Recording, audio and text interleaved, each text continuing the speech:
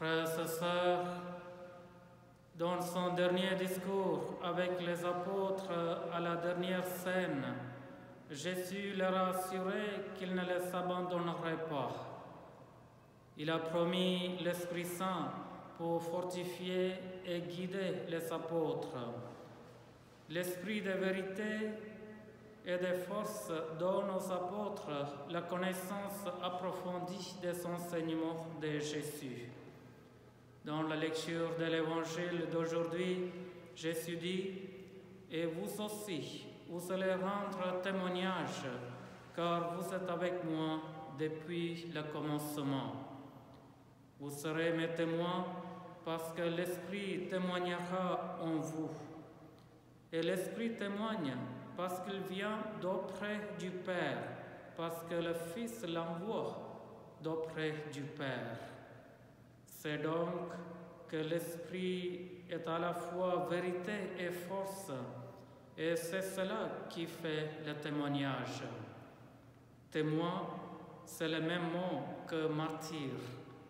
Le témoignage, que ce soit le témoignage quotidien ou des témoignages plus extraordinaires, voire ce témoignage suprême qu'on appelle le martyr, c'est essentiellement une œuvre de force et une œuvre de vérité, mais d'une force et d'une vérité qui ne viennent pas de celui qui est témoin.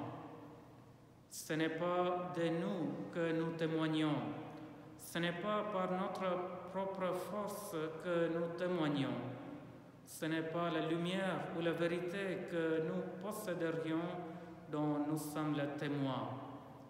Force, vérité ne viennent que de l'Esprit Saint, de l'Esprit de vérité qui jaillit lui-même du cœur du Père.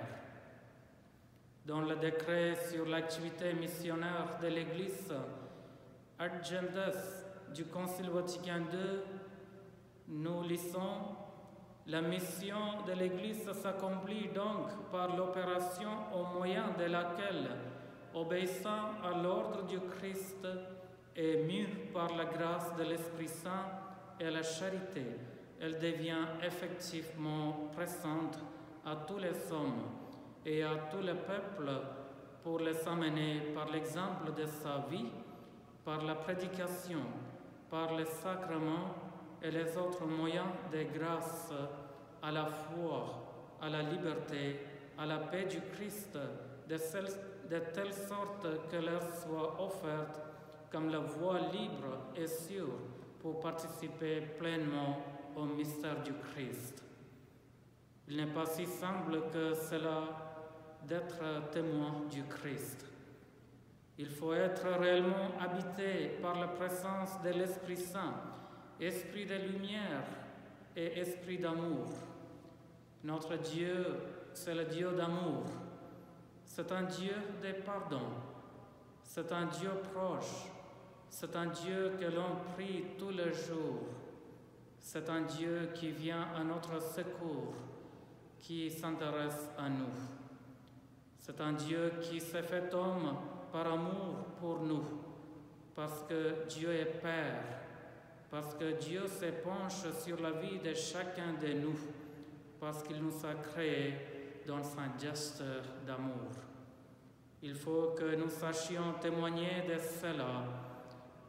Frères et sœurs, notre Dieu est un Dieu vivant, est un Dieu ami, est un Dieu qui habite notre cœur, qui jour après jour nous accompagne. En ce jour de pandémie, c'est celle qui aide les malades, les souffrants et les pauvres deviennent aussi des vrais témoins dans l'amour de Dieu. Nous pensons à toutes les personnes qui ont besoin de notre soutien et de nos prières. Amen.